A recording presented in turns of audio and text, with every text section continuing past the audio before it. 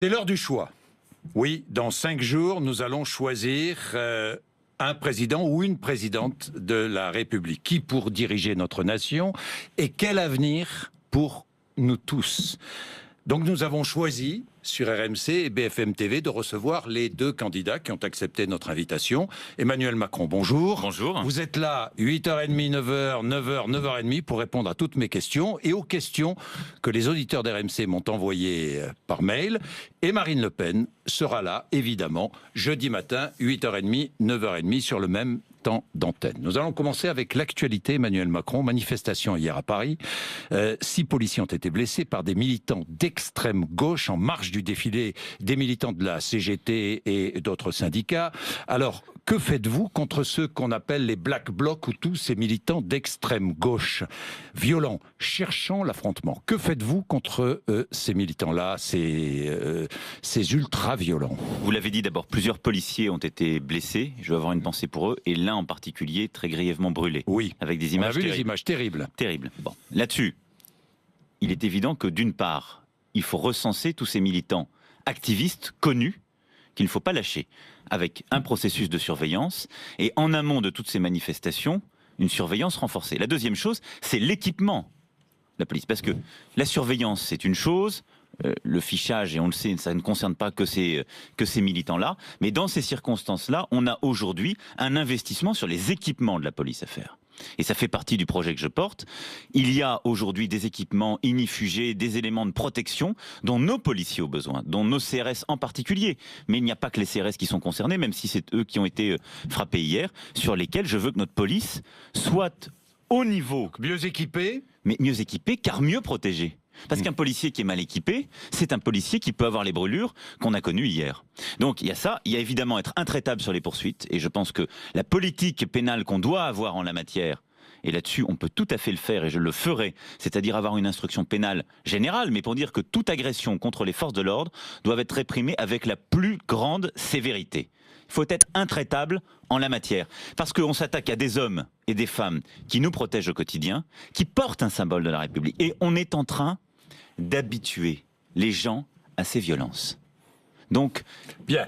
Moi je veux casser ce cycle infernal. Bien, manifestation syndicale hier en France un peu partout. J'ai entendu ce qui se disait dans les cortèges. Je vais vous lire. Vous avez entendu aussi, j'imagine. Je me suis interrogé pour le second tour, mais bon, je vais aller quand même voter. Nous voterons Macron, mais nous ne ferons jamais la morale aux autres. Je ne voterai ni pour l'une ni pour l'autre. On pourra toujours lutter contre lui dans le cadre de la démocratie. Elle, on n'en sait rien. Donc il y a beaucoup d'électrices et d'électeurs qui iront voter dimanche pour vous, mais sans aucune illusion. Que leur dites-vous ce matin? D'abord, qu'on se remette tous et toutes collectivement les idées dans le bon ordre. C'est un processus démocratique. Bon, c'est toujours ainsi. Il y a plusieurs candidats au premier tour, ce sont les 2 premiers qui vont au second tour, et les gens se positionnent. On ne va pas redécouvrir ce qu'est la démocratie, ça a toujours existé ainsi. Il y a des gens aujourd'hui qui sont un peu étonnants, qu'ils soient dirigeants politiques ou autres, qui considèrent que la démocratie c'est formidable quand on gagne. Et qui disent, je ne me satisfais pas, il faut au deuxième tour choisir. Bon, c'est ainsi, ça a toujours été. Donc choisir. Non mais bien évidemment, il y a 2 candidats, C'est-à-dire ne pas voter blanc. Ce sont les 2 premiers. Si on décide de voter blanc, on fait le jeu d'un système qui mécaniquement favorisera celui qui a intérêt à ce qu'il y ait peu de participation. Jean-Luc Mélenchon commet une faute en n'appelant pas à voter Emmanuel Macron? J'ai tout dit sur ce sujet, je me suis surtout adressé à celles et ceux qui ont voté pour lui. Bon. Et je leur ai expliqué que d'une part, moi, et j'entends donc toutes les voix que vous évoquiez, moi je porte un projet. Il est cohérent, je pense qu'il est de nature à répondre aux difficultés du pays et à refonder l'Europe. Bon. Ce projet, il a été mis en tête par nos concitoyens au premier tour, avec 24%. Ce qui est un score supérieur, par exemple, à celui que faisait Jacques Chirac en 2002, quand il était opposé à Monsieur Le Pen. En comparaison des inscrits, votre score, il est pas terrible.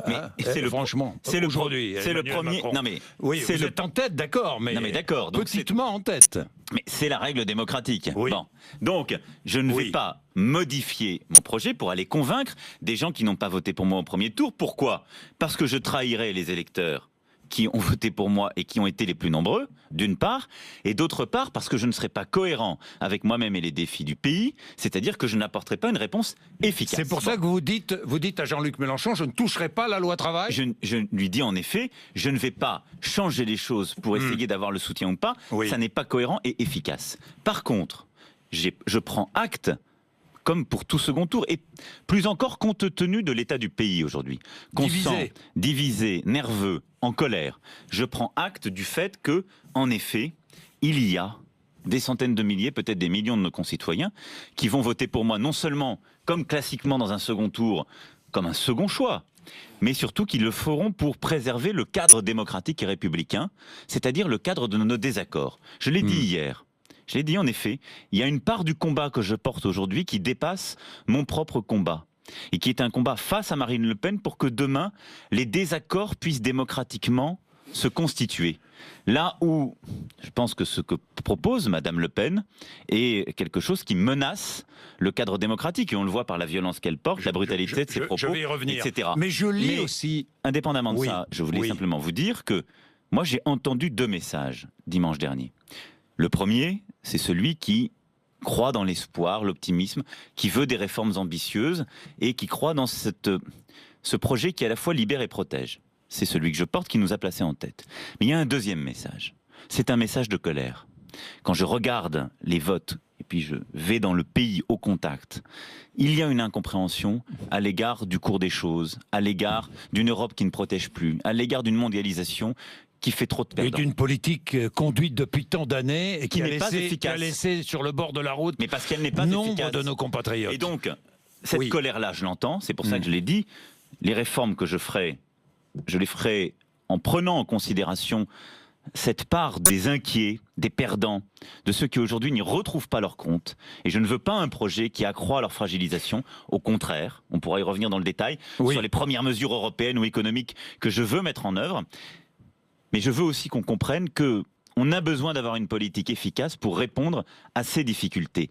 Parce que ce qui a nourri le Front National, ce qui nourrit cette colère qu'exploite le Front National sans y apporter aucune réponse réelle, c'est l'inefficacité de nos politiques publiques. C'est l'inefficacité de la lutte contre le chômage. C'est l'inefficacité d'une vraie politique éducative. C'est tout cela mis bout à bout.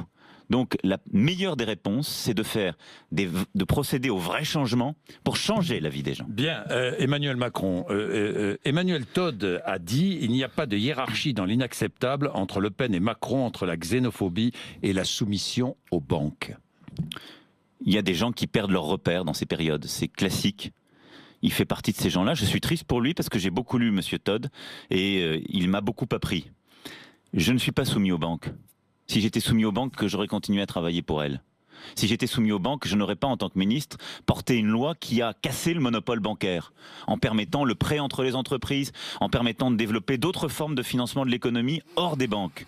Si j'étais soumis aux banques, je n'aurais pas constamment, comme ministre, essayé de développer tout ce qui permet de financer les PME ou les TPE, qui en ont tant besoin. Si j'étais soumis aux banques, je ne porterais pas un projet qui est aussi celui des classes moyennes et des classes populaires. Donc ces insultes à tout va, qui, de l'extrême gauche à l'extrême droite, m'ont sali depuis des mois. Je les regarderai droit dans les yeux, en leur disant que je n'ai aucune leçon à recevoir d'eux. C'est un assis. Oui. C'est un assis. Pas soumis aux banques, peut-être, sûrement, je ne sais pas, je ne vais pas porter de jugement, vous me le dites, mais des banques qui font des profits dans des paradis fiscaux, des banques françaises aussi qui font des profits dans les paradis fiscaux et qu'on laisse faire. Quel que soit le pouvoir, vous, au pouvoir, que faites-vous? Que décidez-vous? Sur l'évasion fiscale, qu'elle touche les banques que les banques. Ou d'autres établissements. Oui. Nous devons aller plus loin. Et les initiatives je dis ça parce que François Hollande faisait de cette lutte contre l'évasion fiscale, faisait de cette lutte contre la grande finance son leitmotiv. Rappelez-vous, vous l'avez suivi. Je me rappelle. Pour ça, peut-être. J'étais peut-être ce visage de la finance, comme veut le dire Madame Le Pen, tant et tant dénoncé. Faut jamais être caricatural, parce que les banques, on les déteste jusqu'au jour où on a besoin d'elles pour se financer, pour acheter sa voiture, son appartement ou autre. La finance, on peut lui cracher dessus. En attendant, à partir du mois d'octobre, on se finance en totalité sur les marchés. Donc, il faut dans ces cas-là que ceux qui dénoncent la finance et les banques aient la même rigueur pour ne pas dépendre d'eux. juste une chose, n'insultons personne. Par contre, ayons une grande rigueur. La grande rigueur, ça veut dire que on ne peut plus avoir un système, en effet, où les accommodements, les arrangements avec la fiscalité ne sont pas les mêmes selon qu'on est petit ou grand. Bon. Oui. Et donc, pour lutter contre ça, moi j'irai au bout du travail commencé sur le secret bancaire au sein de l'Union européenne. Je veux ensuite qu'on harmonise, qu'on rapproche les taux de fiscalité entre les grands pays au sein de la zone euro. On ne peut pas avoir dans la zone euro une telle diversité justement d'impôts sur les sociétés. Troisième point, je veux qu'on revoie nos conventions fiscales avec les paradis fiscaux. La France en a encore quelques-uns qu'il faut revoir et mettre à plat. Et surtout d'autres pays de l'Union européenne en ont encore que je veux mettre à plat. Parce que, je vais vous prendre un exemple, les géants de l'Internet, comment ils font ? Ils viennent en France, ils font beaucoup de profits. Ils disent ça n'est pas un établissement stable. Là-dessus, on a diligenté des enquêtes pour dire si vous faites de l'activité, vous devez payer la TVA, l'impôt. Ils remontaient tout l'argent en Irlande pour payer un taux d'impôt sur les sociétés très bas. Et ensuite, tout ça passait aux Pays-Bas et une convention bilatérale entre les Pays-Bas et les paradis fiscaux. Ça doit se terminer parce que c'est un point de fuite. Parce qu'en plus, les États-Unis... Seule la France non, peut-elle je vous le mettre dis, un terme à ces pratiques? La France, dans la zone euro, le peut et le doit. Parce que ce que je viens de décrire, qui touche tous les pays de la zone euro, ça mine la confiance dans le système, on le voit bien, les gens disent, ces gens-là, on le voit bien, sont tous des voyous, et ça mine ensuite la cohérence économique de notre projet. Et ça nourrit les extrémismes. Mais parce que vous ne pouvez pas avoir une petite et moyenne entreprise, ou une entreprise qui grossit, qui est dans le commerce numérique, ou dans un autre secteur, qui est en concurrence avec un de ces géants, qui, elle, va payer l'impôt sur les sociétés en France, la TVA en France, et qui a à se battre contre un géant qui opère dans le monde entier, et qui, lui, ne paiera pas la même fiscalité. Donc ça, c'est un projet qui est cohérent, faisable, et qui est au sommet de la liste des priorités pour moi en Europe. Et lorsque j'arriverai au premier Conseil européen, il y aura ces mesures très concrètes de lutte contre l'évasion et l'optimisation fiscale. Il y aura la mesure pour réviser la directive travailleurs détachés. Parce que... Alors, parlons-en de cette directive travailleurs détachés. Quelles mesures prendrez-vous si vous êtes élu président de la République? D'abord, nous avons besoin du travail détaché en Europe. La France elle-même envoie des travailleurs détachés dans le reste de l'Europe. Donc je suis opposé au projet de Madame Le Pen qui consiste à le supprimer tout bonnement. Parce que ça n'est pas possible dans une Europe ouverte. Au demeurant, elle aurait mieux fait d'aller voter le jour où la France et quelques autres ont porté un durcissement des règles, ce qu'elle n'a pas fait comme d'habitude en tant que députée européenne. Mais sur le travail détaché, on doit aujourd'hui avoir des règles plus strictes qui fait que on ne peut pas avoir dans un même pays des gens qui, faisant le même travail, ne sont pas payés de la même plus façon. stricte? Donc c'est celle-ci. Le constat est fait. Non, mais quelles règles? C'est deux choses. Un, renforcer les contrôles. Ministre, je l'ai porté, la carte d'identité dans le BTP, c'est moi qui l'ai fait voter comme ministre. Ça change beaucoup de choses et c'est en train de les changer. La deuxième chose qui n'est pas aujourd'hui appliquée et qui doit faire partie de la modification de la directive, c'est de limiter dans le temps l'utilisation du travail détaché. On ne peut pas embaucher des gens en travail détaché en permanence. Et la deuxième chose, c'est que dans un pays donné, on doit payer les gens pour la même tâche de la même façon. Et donc on ne peut plus avoir un système où pour un même travail où vous, salarié français, vous allez être payé 100, je pourrais embaucher un salarié venant de Pologne que je paye 40. Voilà. Bien. Marine Le Pen permet la libre circulation des travailleurs, mais avec des règles beaucoup plus claires qui vont pousser les uns et les autres à harmoniser, à se rapprocher progressivement des mêmes normes et des mêmes droits. Ça fait partie de ce que je veux mettre sur la table de l'Europe dès le début, dès le premier Conseil. La troisième chose, c'est la protection de notre industrie et de nos travailleurs, avec des vraies règles anti-dumping. Quand j'étais ministre, je me suis battu pour notre industrie, notre sidérurgie, face aux attaques de la Chine. Je veux qu'on augmente bien plus massivement les droits anti-dumping qu'on peut mettre face aux attaques extérieures. Aujourd'hui, on reste autour de 100-120% de taxes qu'on met sur des produits importés quand il y a du dumping. Donc on augmente les taxes sur les produits importés quand il y a... Hors de l'Europe. Quand ces taxes ne respectent pas le droit commercial. C'est-à-dire que les gens les vendent à perte. Parce qu'ont par exemple à un moment fait les Chinois ou les Indiens, ils avaient trop d'acier, ils ont dit très bien, on le vend en dessous du cours à perte pour l'écouler sur l'Europe. Vous augmentez ces taxes anti-dumping. Et dernier point qui est très important, c'est que nous pouvons le faire, et je veux le faire, les marchés publics européens doivent être pour au moins 50% réservés aux entreprises comme aux États-Unis européennes. Nous pouvons le faire comme aux États-Unis. L'Europe, elle ne doit pas différencier entre les pays, c'est notre projet, et il faut être cohérent, mais l'Europe ne doit pas être ouverte à tout vent, quand d'autres pays décident de défendre leur industrie. Bien, Emmanuel Macron, si Marine Le Pen est élue présidente de la République, est-ce que vous pensez que nos libertés seront en danger ? Je le pense très profondément. Quelle liberté ?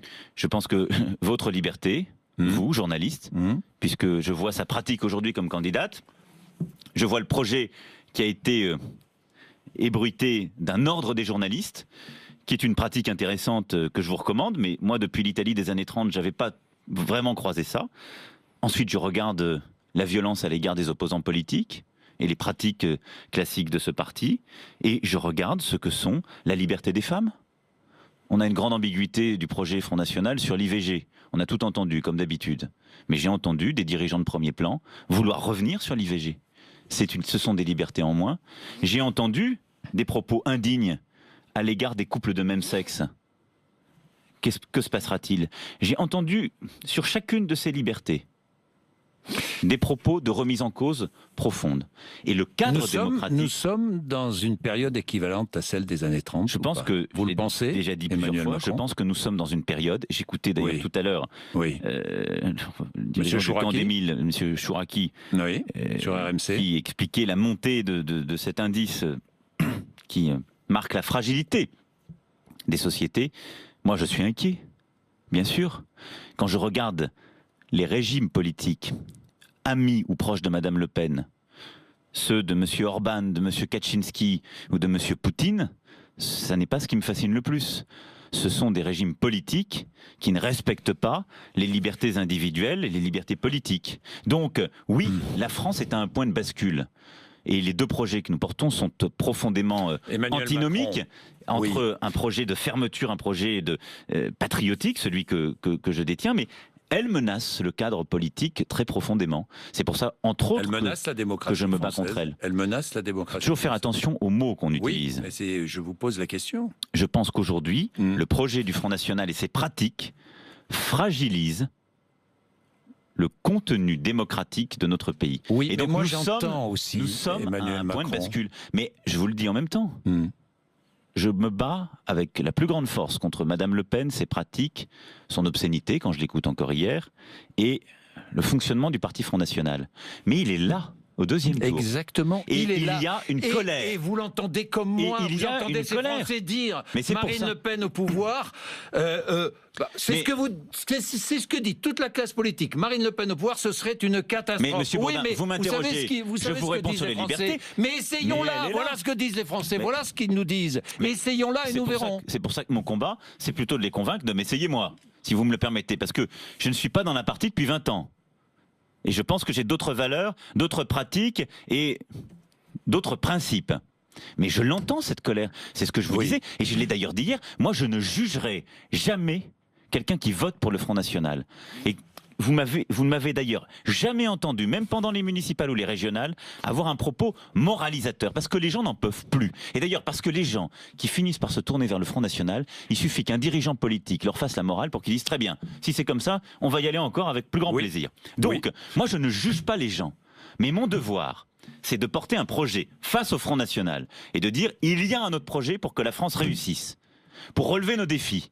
Et non pas avoir l'esprit de défaite. Parce que ce qu'il y a derrière le Front National, c'est l'esprit de défaite. C'est de dire la France est foutue dans l'Europe et dans le monde, donc moi ce que je vais vous proposer, c'est d'en sortir. C'est qu'on va fermer nos frontières, on va se protéger. Ça ne tient pas une seule seconde. Moi je suis dans la démonstration du fait que son projet sur l'Europe, sur l'euro, sur l'économie, c'est un projet qui appauvrit.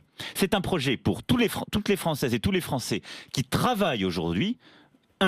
Abîmera leur épargne, fait qu'ils gagneront moins, baissera la réalité de leur pouvoir d'achat et menacera leur emploi. Parce que nous sommes dans le monde. Mais je me dois aussi d'éclairer les consciences sur le risque politique. Je l'éclaire, je ne fais pas la morale. C'est très différent. Mais le projet que je porte, ce que je veux faire demain si je suis élu, c'est le cœur de la réponse que j'oppose au Front National. C'est pourquoi je veux changer l'école, le marché du travail, le pouvoir d'achat. On va revenir sur des questions concrètes. Si on n'est pas vraiment efficace, on ne répondra jamais à cette colère. Disent aussi, mais on est chez nous. La France aux Français, l'islam hors d'Europe. Vous l'entendez ça? Parmi les militants du Front National et parmi les sympathisants, ceux qui votent pour Madame Le Pen, pour Marine Le Pen, qui vous demandent de rejeter le soutien de l'UOIF. Vous le faites? Vous le rejetez?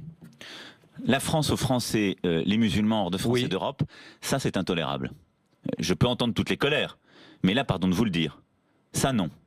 Ça non. Ça n'est pas une colère qui se justifie ou s'explique. Parce que nous avons plusieurs millions, plus de 4 millions, de Françaises et Français qui sont de confession musulmane. Mais je ne vais pas choisir entre les religions. Personne n'a à choisir entre les religions. Moi, je veux que les catholiques, les protestants, les juifs, les musulmans puissent, dans notre pays, avoir la possibilité de croire, d'exercer librement leur religion, en respectant les règles de la République. C'est cela le cadre que je défendrai. Donc je ne céderai jamais au diktat du Front National qui consiste à montrer du doigt plusieurs religions, parce qu'il n'y a pas que l'islam.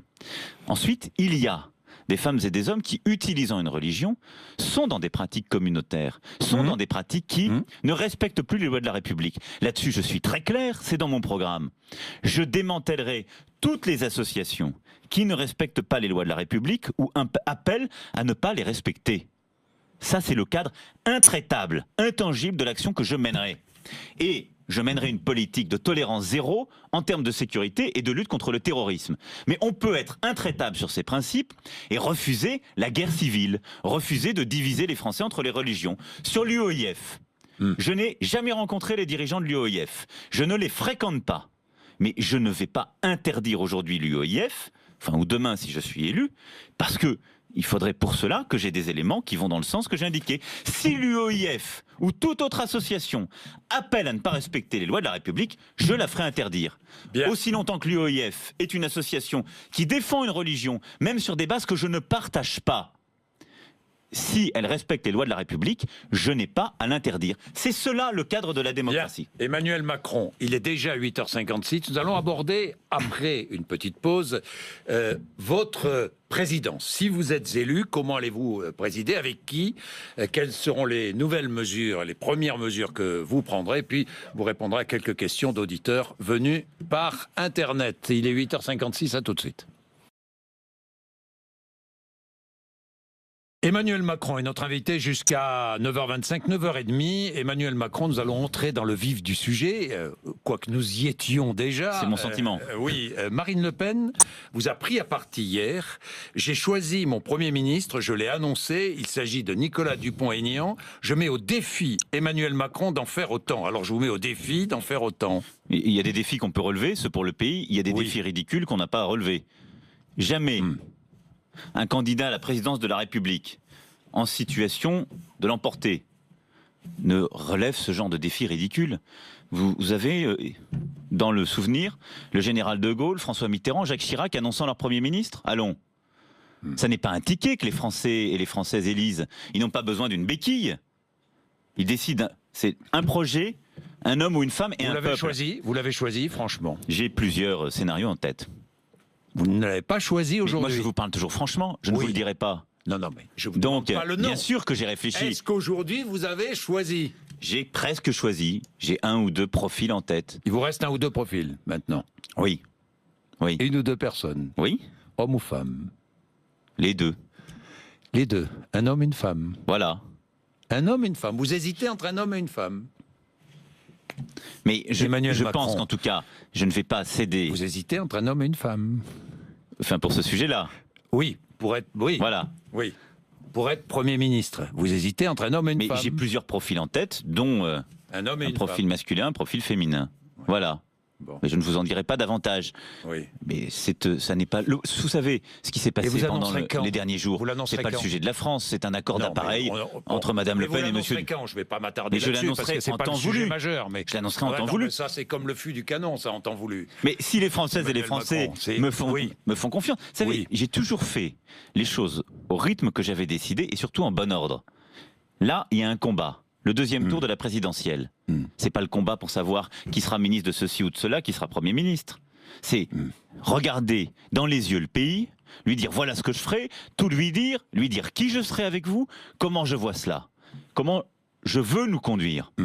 C'est à cette question qu'on doit répondre pour dimanche, à aucune autre. Le jour d'après, on peut se poser ces questions-là. Et donc, dans les jours qui suivront, j'annoncerai le Premier ministre.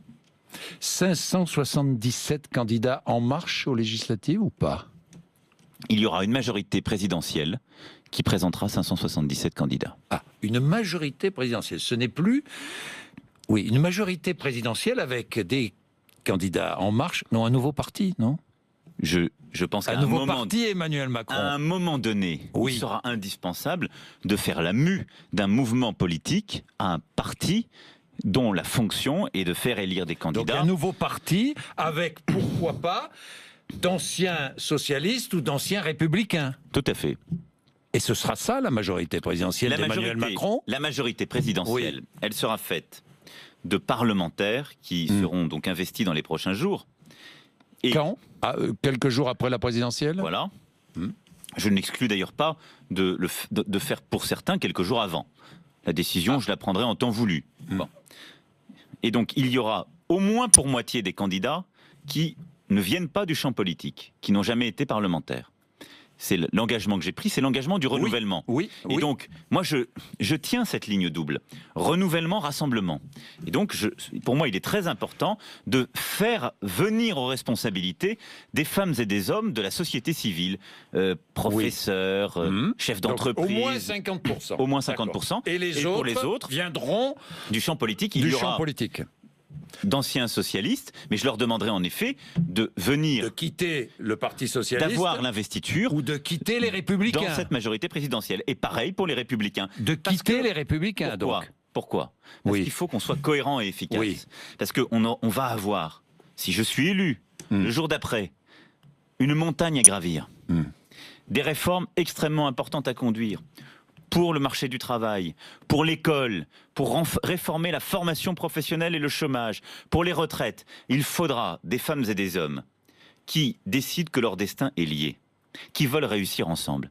Et je ne veux pas avoir des combinaisons d'appareils où les gens vont dire, parce que c'est dans le souffle de la présidentielle, moi je vous soutiens et j'en suis, puis qui 6 mois plus tard vont se dire, ça semble difficile, il y a un coup de chaud, les gens sont peut-être dans la rue, il y a des gens qui ne sont pas d'accord et décident que l'alliance d'un jour ne vaut plus le lendemain. Vous savez que Je veux une cohérence forte. Mais d'ailleurs, c'est l'esprit même de nos institutions. Alors j'ai une question simple et concrète. Allez-y.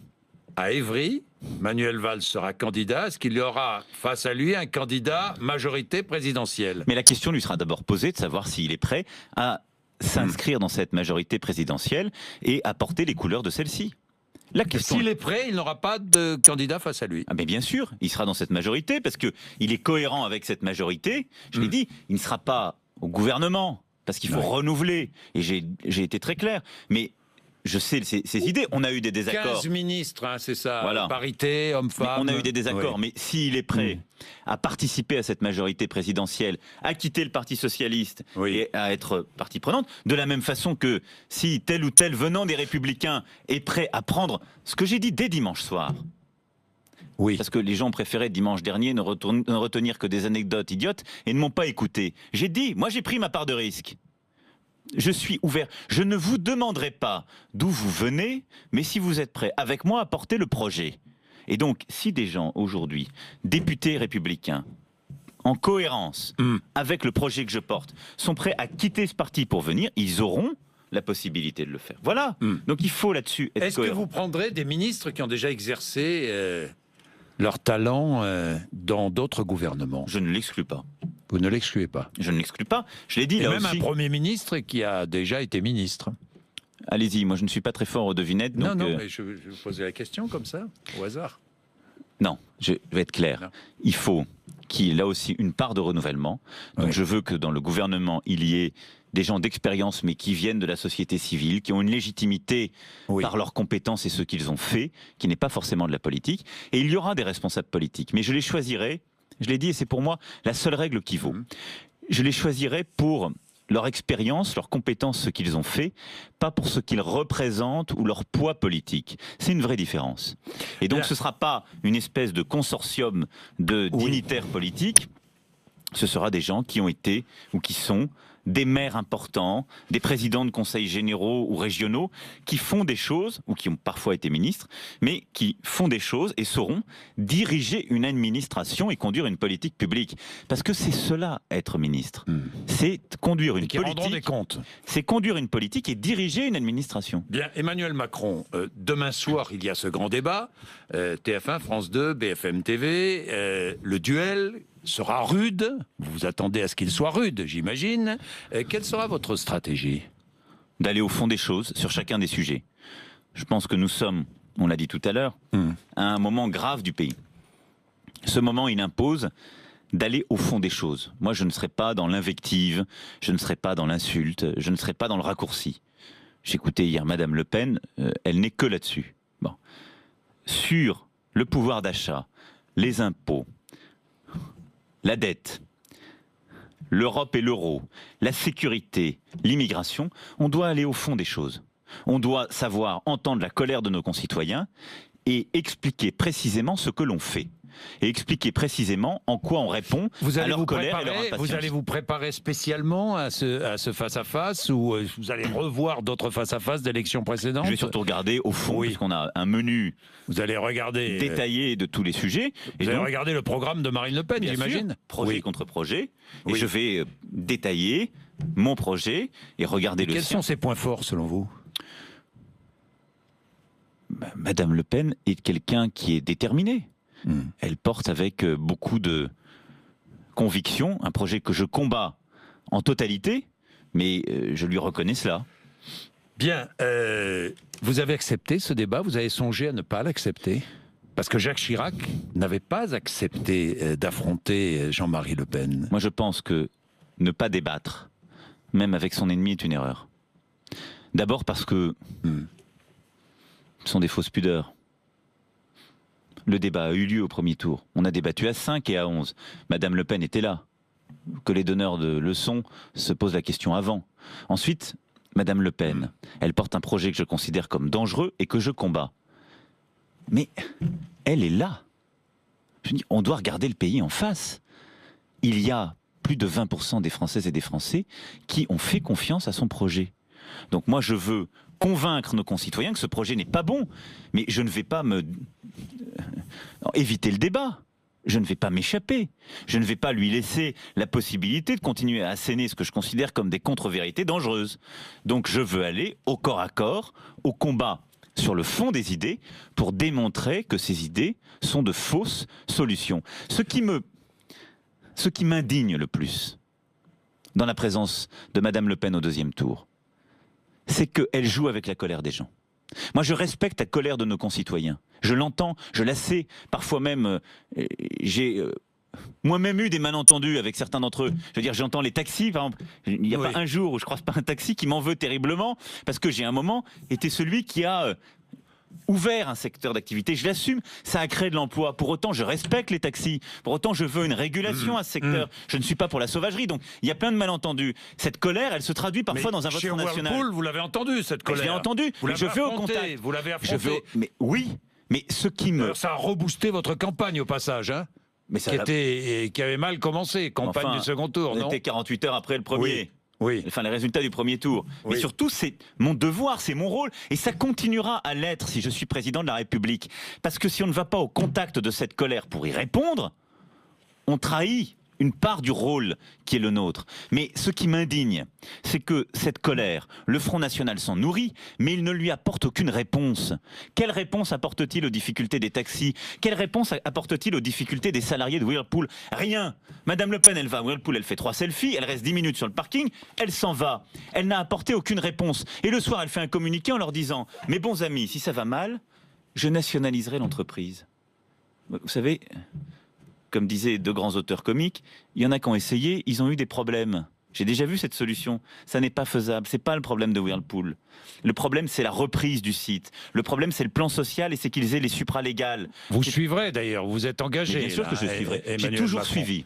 Vous allez retourner avant le second tour ou pas ? Non, c'est infaisable avant dimanche. Je ne vais pas faire des promesses de Gascon. Oui.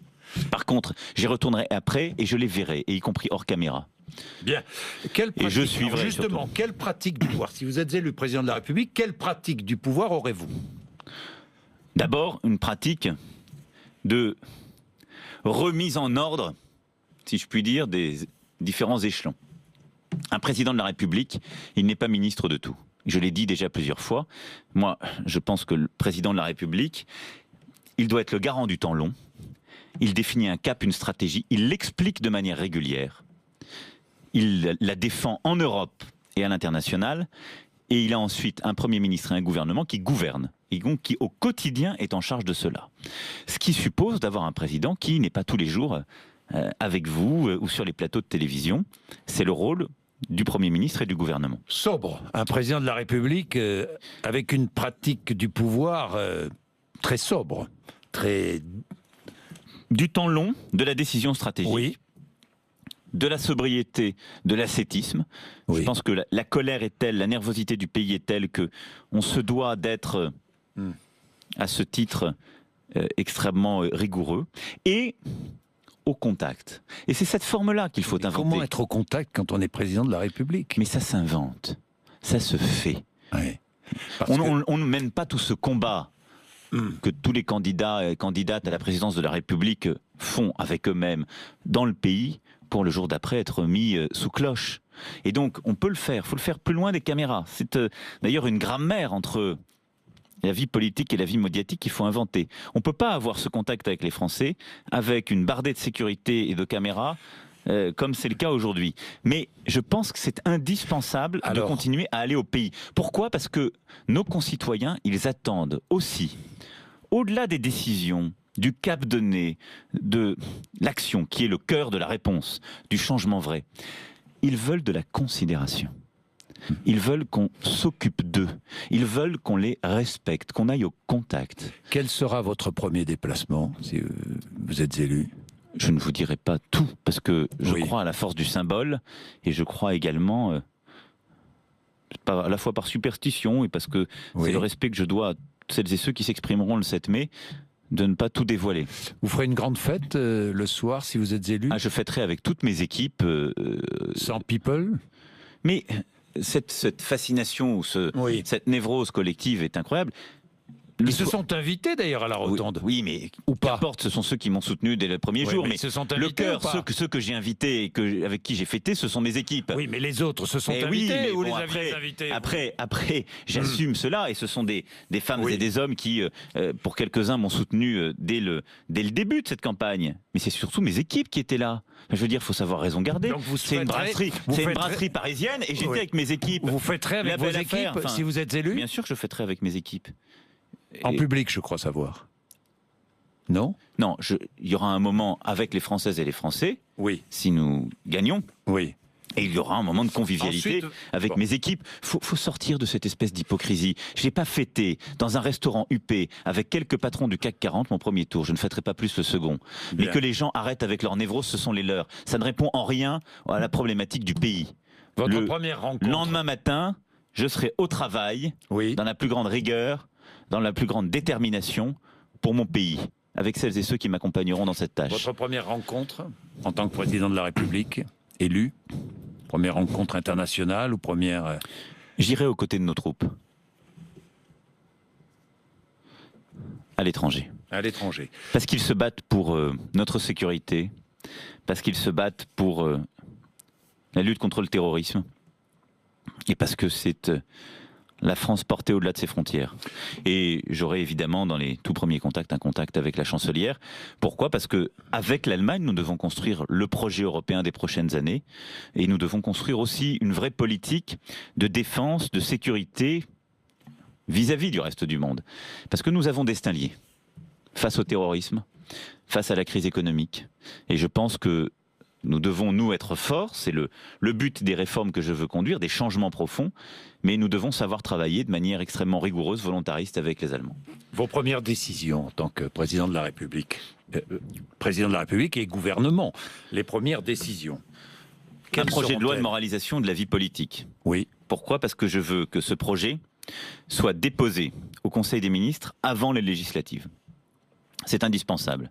Et donc c'est un projet qui précisera l'interdiction des conflits d'intérêts, l'interdiction des emplois familiaux, l'imposition de tous les revenus des parlementaires et toutes les règles de moralisation de la vie politique que j'entends conduire.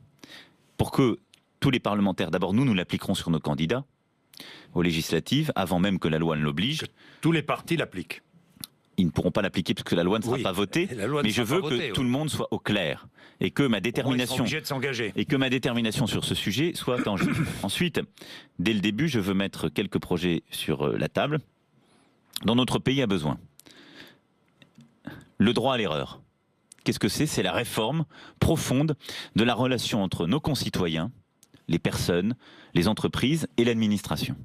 C'est-à-dire la nécessité, quand on vous contrôle pour la première fois, de vous accompagner et pas de vous sanctionner. Si vous faites une faute, vous n'appliquez pas bien ce texte, l'administration doit vous corriger, vous aider à appliquer.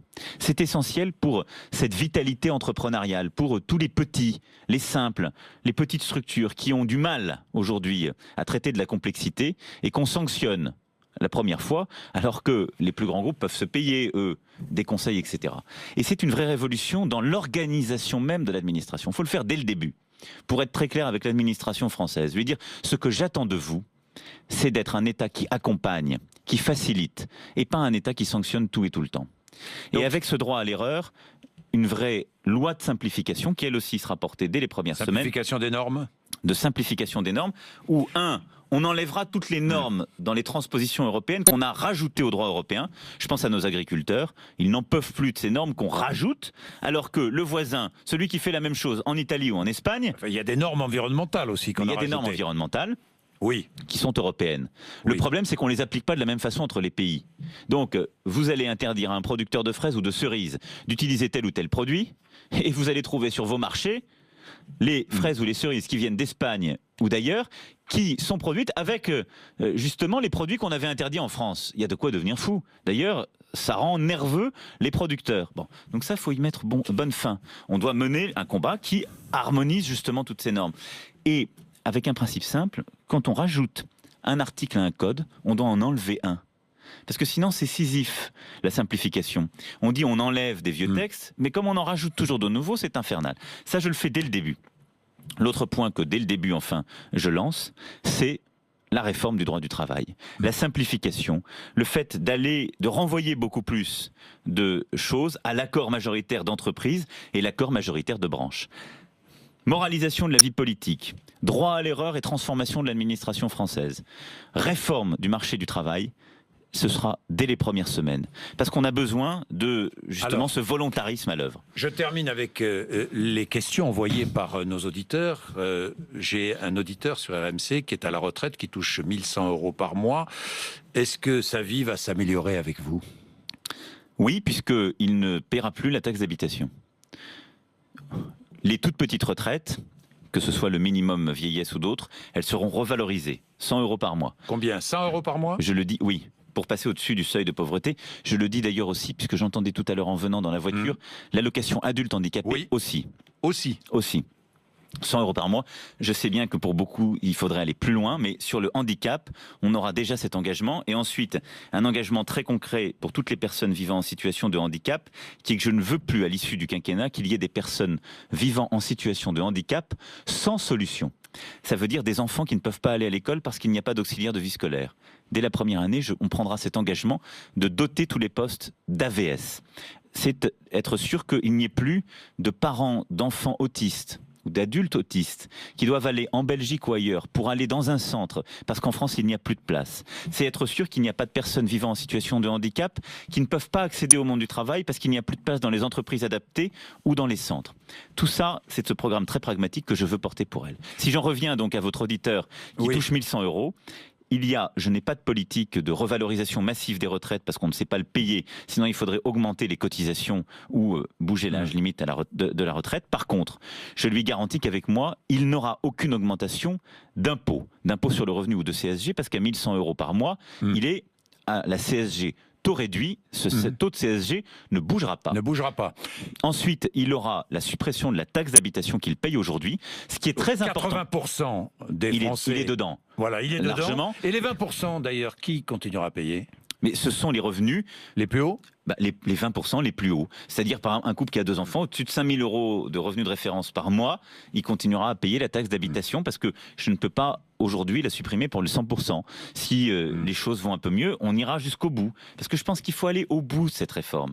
Parce que ça n'est pas un bon impôt, la taxe d'habitation. Il est injuste. Parce que le monsieur qui vous appelle, qui touche 1100 € par mois, qui a un appartement de 60 mètres carrés, il va payer la même taxe d'habitation que le monsieur qui gagne 3 fois le SMIC, qui a le même appartement. Ça n'est pas juste. Et avec cet appartement-là, il paiera une taxe d'habitation 3 ou 4 fois supérieure s'il habite par exemple à Besançon ou dans un village du pays que s'il n'habitait à Paris. Ça n'est pas juste, donc on le supprime. Emmanuel Macron, je suis artisan accablé par les charges et le RSI. Est-ce que ma vie va s'améliorer avec vous à la tête de l'État? D'abord parce que je supprime le RSI en tant qu'il ne fonctionne pas bien. Vous le remplacez par quoi? Donc il y aura un guichet pour les indépendants dans le cadre du régime général. Bon, qu'est-ce que ça veut dire? Le RSI, pourquoi ça vous pose un problème aujourd'hui? Vous êtes remboursé tardivement, vous avez des procédures administratives qui ne fonctionnent pas, des huissiers qui parfois viennent à plusieurs reprises alors que vous avez déjà payé. Quand vous devez liquider votre retraite, pendant des mois, on vous ne la paye pas tout de suite. C'est un problème administratif, bureaucratique, mais on vous harcèle ou on est défaillant. Je n'accable pas les salariés du RSI. Je veux le dire ici, c'est un régime qui a été créé à la demande des indépendants, mais qui fonctionne mal parce qu'il y a trop peu de gens à gérer. Donc moi, je renvoie à la qualité de prestation du régime général pour qu'on vous réponde dans les meilleurs délais, qu'il n'y ait pas de harcèlement bureaucratique et que quand il y a ou de la maladie ou de la retraite ou toute autre chose, on vous rémunère, on vous paye comme on le doit. Bon. Ensuite, je maintiens les allègements de charges qui valent pour les indépendants. Et vous pouvez opter chaque année. Aujourd'hui, vous payez environ 35 points de charge en moins quand vous êtes un indépendant par rapport au régime général. Vous pouvez le garder si vous le voulez. Je vais même au-delà, je vous enlève 9 points de charge jusqu'à 2 SMIC et demi. Vous êtes un commerçant qui touchait l'équivalent de 2 fois le SMIC. Eh bien, vous aurez 9 points de charge en moins. Les 6 points de charge qui correspondent à votre part patronale et les un peu plus de 3 points de charge qui correspondent à votre part salariale. Et donc c'est un vrai gain de pouvoir d'achat. Simplification et gain de pouvoir d'achat. Je termine avec une dernière question. Emmanuel Macron, si vous êtes élu président de la République, vous savez que la tâche sera très difficile. Je ne l'ignore très pas. difficile. Vous êtes armé pour ça? Vous vous sentez solide, suffisamment solide? Mais vous savez, je ne suis pas un aventurier. Ça fait 1 an que vous êtes lancé dans cette aventure. Oui, vous avez compris. Aventure, belle aventure, mais 1 an. On se pose la question avant. On se la pose chaque Quand est-ce jour. que vous avez décidé de... Mais c'est un processus intime, lent, profond. Ça fait donc plusieurs années que vous y aviez pensé. Mais c'est en vous. Et après, les événements déclenchent des choses. Et votre détermination, vos indignations, vos colères, votre volonté de faire et de ne rien céder, les engagements que vous prenez, c'est tout cela peu à peu qui m'a conduit là. Et donc oui, je me suis à plusieurs reprises posé la question, bien sûr. À plusieurs reprises, j'ai douté. À plusieurs reprises, je me suis dit... Qu'est-ce qui vous a incité tout à coup? Quel est l'événement, quel est le moment qui vous a incité à tout à coup déposer cette candidature, vous lancer dans cette candidature? La conviction profonde que j'ai que notre pays peut le faire. Le décalage profond entre les arrangements du monde politique, les petites combines, les incohérences que j'ai moi-même vues, subies, vécues, et l'attente formidable des gens à l'égard des politiques.